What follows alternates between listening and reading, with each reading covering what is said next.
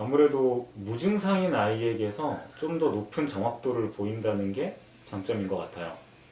이미 증상을 보이고 있는 환자에서는 신속 항원 검사라고 해서 이미 병원에서 진행하고 있는 그런 매우 훌륭한 검사 기법이 있기는 하지만, 감염 초기이거나 혹은 무증상 감염자인 경우에는 이 정확도가 너무 떨어져요. 그렇기 때문에 이럴 때 PCR 검사가 필요한 거죠.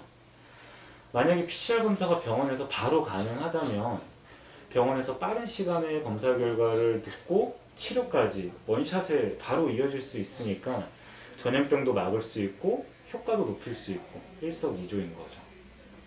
이미 신속 항원 검사로 진행 중인 파고나 디스템퍼, 독감, 지알디아 등 쉽게 전염이 되거나 치명적일 수 있는 질환들에 대해서 좀 빨리 사용이 가능했으면 좋겠어요.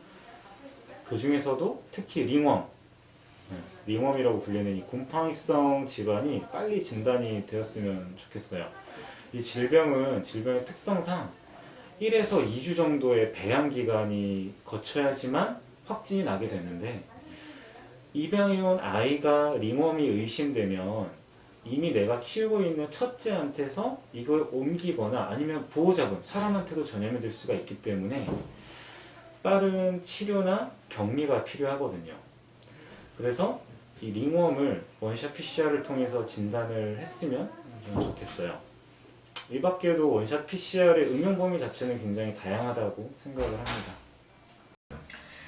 사실 암 환자들의 치료에 있어서 항암 치료가 모든 암 환자들에게 다 도움이 되지는 않는데, 도움이 되는 몇몇 암에 있어서도 어떤 항암제가 이 환자한테 가장 효과적으로 작용을 할 것인가에 대한 거를 이전에는 이제 PDST 검사가 있기 전에는 알지 못한 채로 논문이라든지 기존 사전 연구 이런 것들을 바탕으로 항암제들을 선택하는 그런 상황이었는데, 그랬을 경우에는 이 항암제가 듣지 않는 것인지, 이 항암제가 이 암종에 안 맞는 것인지 이런 거에 대한 평가를 하기가 상당히 어려워서 항암을 선택하는 데 있어서부터 효과를 평가하는 데 있어서까지 항상 좀 고민이 되는 게 종양내과를 하는 모든 선생님들의 같은 고민이 아닐까라고 생각을 합니다.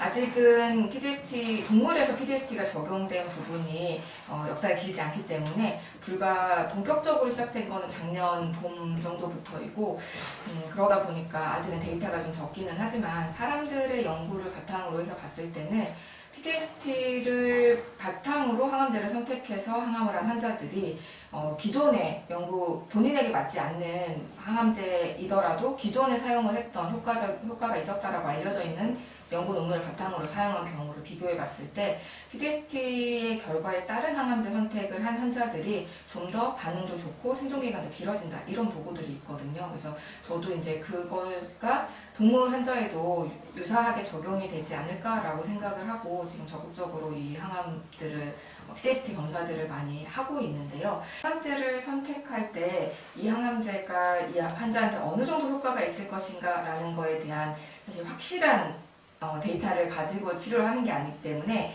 PDST라는 검사를 함으로써 이 환자에게 적합한 항암제를 좀 더 선택했다라는 생각을 할 수 있다라는 부분이 PDST 장점이 아닐까라고 생각합니다.